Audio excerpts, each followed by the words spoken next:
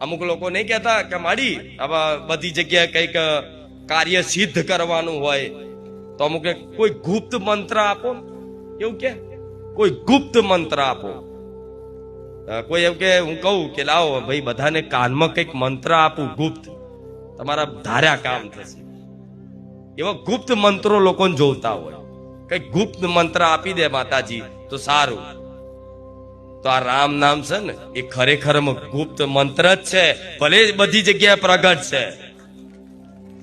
ઠેર ઠેર તમને રામ રામ સંભળાતું હશે, હેરતા ચાલતા લોકો રામ રામ બોલતા હશે, પણ રામ નામ શું છે ને એ રહસ્ય જે જાણી જાય ને, રામ નામ શું છે એ રહસ્ય જે વ્યક્તિ કોઈ ભક્ત જાણી જાય ને, તો આ સંસારમાં આખા બ્રહ્માંડમાં કોઈ એવી વસ્તુ નથી, કોઈ એવી પરિસ્થિતિ નથી